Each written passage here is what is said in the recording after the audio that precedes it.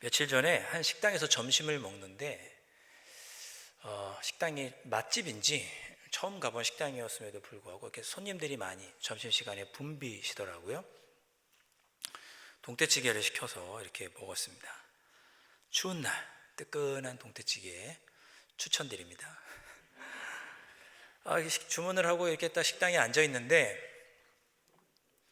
느낌에 왠지 평소보다 음식이 좀 일반적인 경우보다 좀 늦게 나온다 이런 느낌이 있더라고요. 왜 이렇게 음식이 안 나오지? 이제 그런 생각으로 있다가 언젠가 나오겠거니 생각을 하고 이렇게 앉아 있다가 두리번 하는데 식당에 어떤 글귀가 하나 걸려 있는 것을 보았습니다. 그 문구가 너무 재밌어서 제가 사진을 찍었는데 읽어보겠습니다.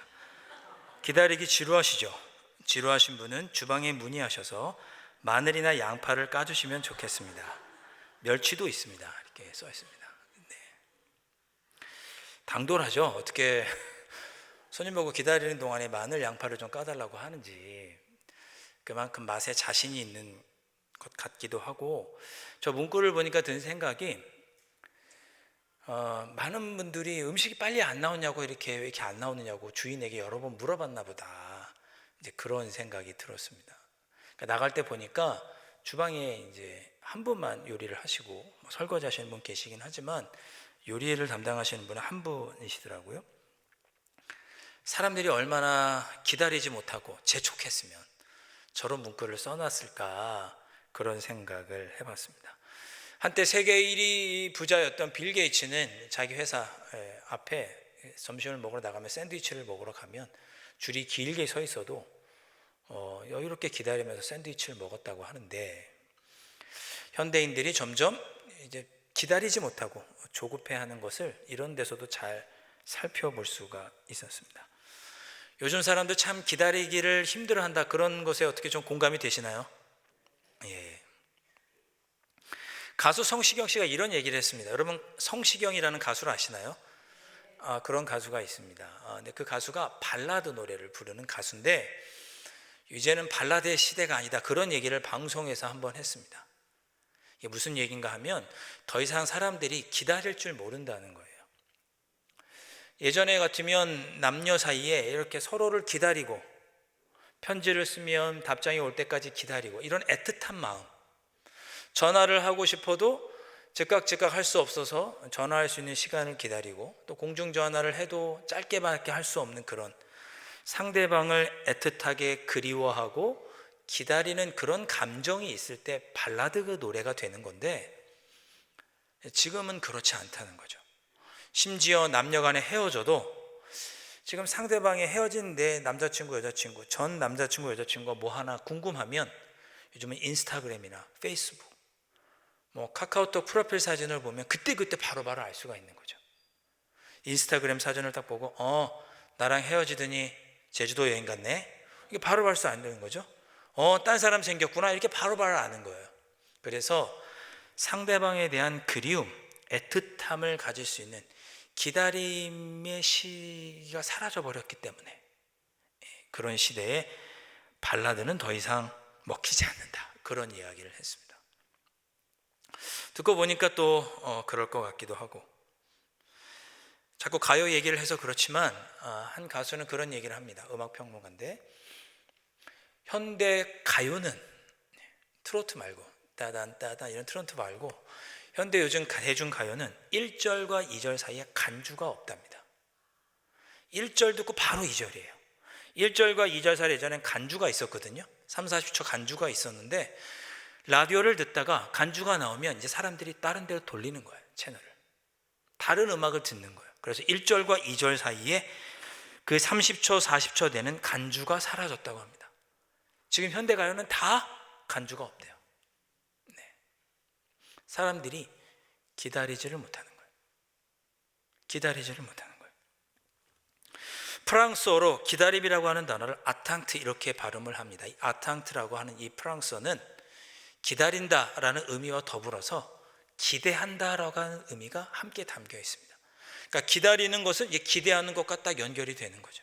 무언가 이 기다림 끝에 무언가 이룰 것을 기대하기 때문에 기다리는 거예요. 거꾸로 얘기하면 기대할 것이 있기 때문에 기다리는 것입니다. 여러분 2024년 내년을 기다리십니까? 예, 기다리시는 분은 뭔가 기대하는 게 있는 거예요.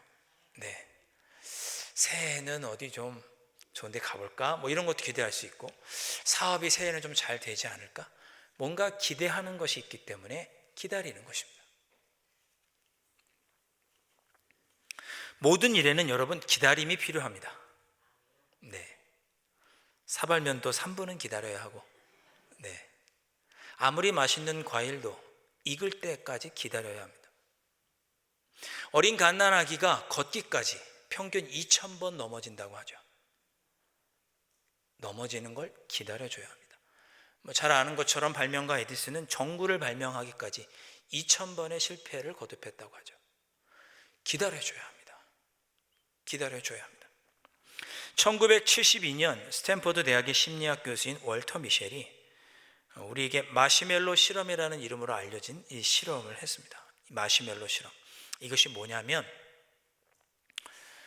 한 3세에서 5세 사이에 되는 아이들을 이렇게 방으로 부릅니다. 방으로 부르면 조그만 식탁이 있는데 거기 맛있는 마시멜로가 2개가 놓여 있습니다. 그리고 종이 하나 이렇게 테이블에 올려 있습니다.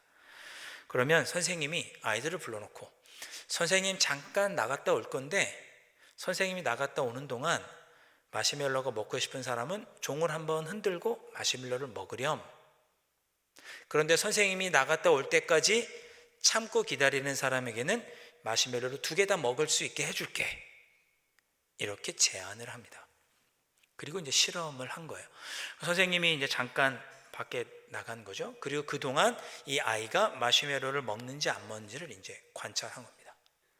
실험은 여기에서 그치지 않고 이후에 14년 동안 이 아이들을 추적하며 관찰을 하는데요. 14년 후에 이 실험의 결과, 어린 시절에 그 33살에서 5살 그 어린 나이에 자신의 욕구를 잘 참고 통제했던 아이들이 그렇지 않았던 아이들보다 성공적인 삶을 살고 있다는 연구 결과를 보게 되었습니다. 잘 기다리고 자신의 욕구를 잘 참고 인내하는 아이들이 성공적인 삶을 살게 됐다. 이런 발표를 하게 되었습니다. 이 실험이 유명한 마시멜로 실험입니다. 이 실험은 당장의 욕구를 잘 통제하고 인내하고 기다릴 줄 아는 사람이 결국은 인생을 주도적으로 살고 자신의 삶을 이끌어갈 수 있는 능력 있는 사람으로 성장할 가능성이 높아진다. 이런 것을 이 연구의 결과가 잘 보여주고 있습니다. 여러분, 잘 기다리는 것은 참 중요한 일입니다. 잘 기다릴 줄 알아야 돼요. 여러분, 신앙도 잘 기다릴 줄 알아야 합니다. 제가 오후에 또 이야기를 드리겠지만 어떤 목사님은 심지어 책 제목을 이렇게 쓰셨어요. 믿음은 기다림으로 완성된다. 믿음은 기다림으로 완성된다. 이렇게 책을 썼어요. 그렇죠. 믿음이 있는 자가 기다리는 거죠. 믿음이 있는 자가 기다릴 수 있습니다.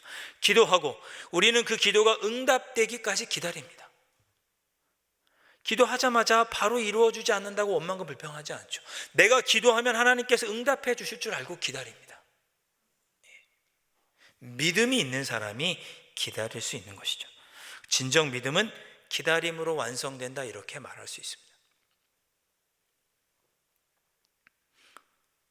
오늘은 대림절 첫째 주일입니다. 대림절이라고 하는 말은 기다리는 절기다, 그런 뜻입니다. 기다릴 때, 임할 임 써서 대림절이라고 부릅니다. 이 땅에 2000년 전에 아기 예수 오셔서 우리의 죄를 구원하신 그 성탄절을 기다리고 그 예수님께서 다시 우리에게 오실, 재림하실 것을 기다리는 절기가 대림절입니다. 그러니까 저희가 이 절기를 지내면서 우리도 잘 기다려야 돼요. 우리가 잘 기다려야 돼요.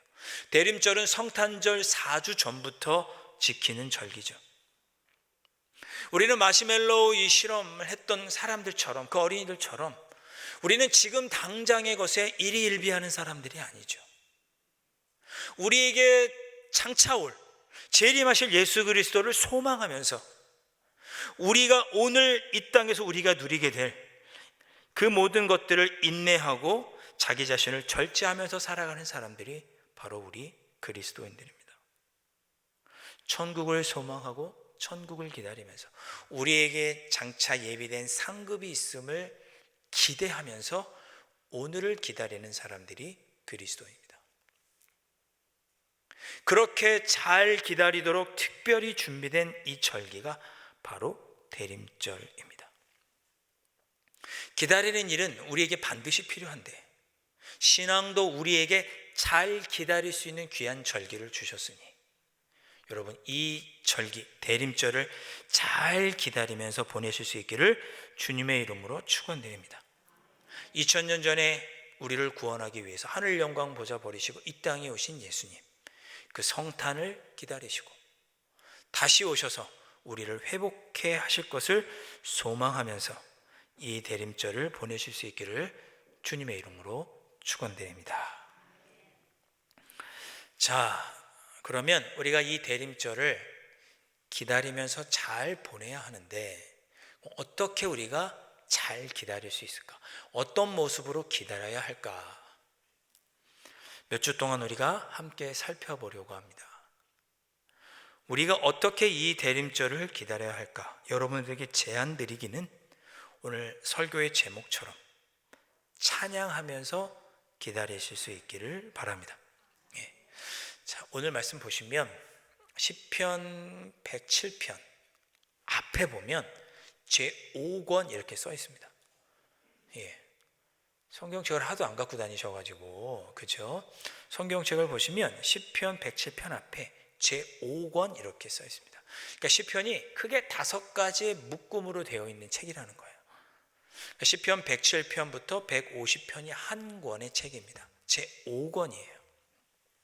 특별히 이 제5권 107편부터 150편까지는 감사의 내용이 담겨 있습니다. 그래서 감사시들이 이 107편부터 150편에 이렇게 모여 있어요.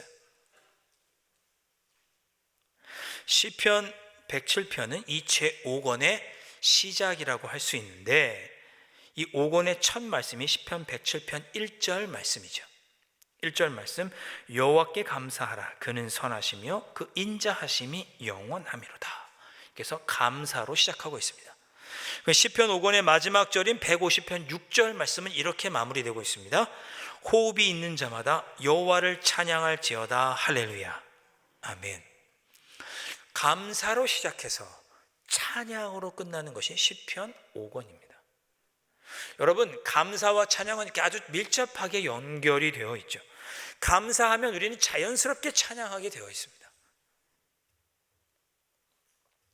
어떤 분은 그래서 감사는 찬양의 마중물이다 이렇게 표현했어요. 감사는 우리가 하나님을 찬양하도록 하는 그 시발점이 되는 마중물과 같다.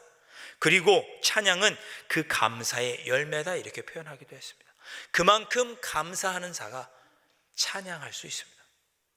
저희가 이 대림절을 기다리면서 대림절에 예수 그리스도의 탄생과 다시 오심을 기다리면서 우리가 지난 우리 올 한 해를 돌아보고 감사하고 그로 인해서 우리가 찬양하면서 보낼 수 있기를 바란다는 것이죠. 107편 말씀은 어떤 사람들이 무엇을 감사했는지 구체적으로 아주 상세하게 나와 있습니다.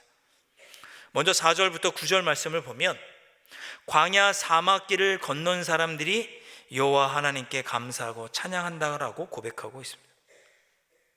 광야에서 방황하고 거주할 곳이 없어서 찾지 못해서 방황하고 줄이고 목마른 자들, 영혼이 피곤한 자들, 하나님께 부르짖을 수밖에 없는 고통 가운데 있는 자들, 그런 자들을 하나님께서 부르짖음을 들으시고 어려움과 시련에서 구원해 주셨으니 감사하고 찬양해라 라고 오늘 말씀하고 있습니다.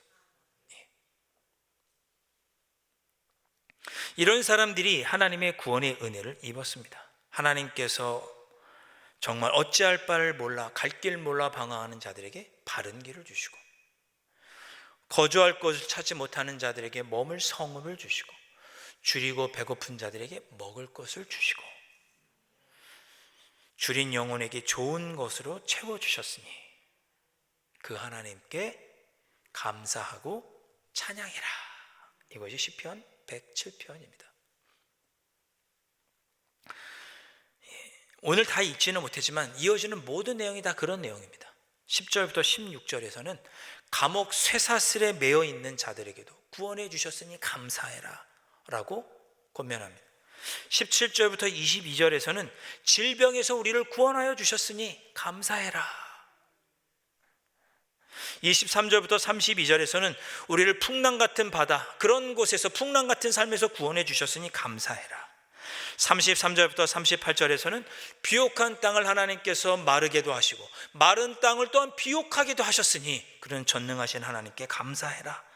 39절부터 42절에서는 풍요한 자를 궁핍하게도 하시고 궁핍한 자를 풍요하게도 하시는 그 하나님께 감사해라. 이렇게 말씀하고 있습니다. 즉 어떤 사람은 감옥에 갇히는 어려움을 겪었고 어떤 사람은 풍랑을 만나는 것에서 죽을 것 같은 그런 어려움을 겪었고 어떤 사람은 질병을 겪었고 어떤 사람은 자신의 재물이 자신의 삶이 요동치는 그런 경험을 했는데 뒤돌아보니 우리를 다 그런 가운데서도 하나님께서 구원해 주셨고 그러니 그 하나님께 감사하고 찬양하라고 표현하고 있습니다. 6절 말씀 보시면 이에 그들이 근심 중에 여호와께 부르짖으매 그들의 고통에서 건지시고 13절 말씀 이에 그들이 그 환난 중에 여호와께 부르짖으매 그들의 고통에서 구원하시되 19절 말씀 이에 그들이 그들의 고통 때문에 여호와께 부르짖으매 그가 그들의 고통에서 그들을 구원하시되 28절 말씀 이에 그들이 그들의 고통 때문에 여호와께 부르짖으매 그가 그들의 고통에서 그들을 인도하여 내시고 할렐루야. 우리의 부르짖음을 들으시고 우리를 구원하신 그 하나님께 찬양하라고 오늘 시편 107편은 권면하고 있습니다. 여러분 우리가 대림절 어떻게 기다리면서 보내야 할까? 기다리는 일은 너무나 중요한데 그러면 우리가 어떻게 이 대림절을 기다리면서 보낼 것인가? 우리의 지난 삶들을 돌아보고 우리의 삶이 때로는 광야 같고 풍랑, 감옥, 질병이 오는 그런 어려움이 있는 삶이었다 할지라도 우리를 여기까지 지켜주시고 우리의 부르짖음을 들으시고 우리를 그래도 여기까지 품어주시고 돌보아주신 하나님, 우리를 홀로 내버려 두지 않으신 하나님, 그 하나님을 돌아보시고 그 구원의 은혜에 감사하며 찬양하며 보내는 그렇게 대림절을 보내는 여러분들 될 수 있기를 주님의 이름으로 축원드립니다. 말씀을 정리해 보도록 하겠습니다. 저를 지도해 주셨던 교수님께서 신학교 교수님이신데 얼마 전에 그런 글을 이렇게 올리셨더라고요. 그 교수님이 하루는 얼마 전에 신학교를 후원하시는 후원자분과 함께 식사를 하시고 이제 집에 돌아가는 길에 그 백화점을 보셨답니다. 저기 잠실에 가면 큰 백화점 있잖아요. 어디서든지 저희가 잠실이구나 알려주는 그런 역할을 하는 그런 백화점이 있죠. 그 벽에, 백화점 벽에 이런 문구가 적혀 있었답니다. My dearest wish, 내가 가장 바라는 것, 내가 가장 바라는 선물, 이런 뜻입니다. 그런 글귀가 이렇게 백화점 벽에 써 있었다고 합니다. 멋진 리본과 함께 아름답게 성탄 장식이 되어 있는데 이런 글귀가 써 있었어요. 내가 가장 간절히 바라는 것, 내가 받고 싶은 선물, 이런 의미입니다. 그러니까 미국에 있는 가정의 자녀들은 이제 자기가 받고 싶은 선물이 있으면 산타클로즈한테 편지를 쓴대요. 산타한테 쓰는 건지 부모님한테 쓰는 건지 모르겠지만 산타한테 편지를 쓴대요. 이걸 꼭 받고 싶어요. 내가 가장 받고 싶은 것을 편지를 쓴다고 하는데 거기서 따와서 이런 문구를 이제 백화점에다가 걸어둔 거죠. 이 교수님께서 이 문구를 보고는 본인도 신학교 교수이면서 목사인데 대림절을 이제 맞이하면서 자기 자신이 한번 돌아보셨답니다. 나는 이 대림절을 기다리는데 나의 가장 간절한 바람은 지금 무엇인가? 나의 가장 간절한 바람은 무엇인가? 한번 생각해 보셨대요. 여러분의 가장 간절한 바람은 무엇입니까? 이 대림절에 올 한해 우리의 삶을 뒤돌아보니 하나님께서 우리를 구원해 주시고 돌보아 주시고 여기까지 이끌어 주셨는데, 그 하나님께서 지금 나에게 들어주시기를 바라는 가장 간절한 것, 간절한 바람이 무엇인가?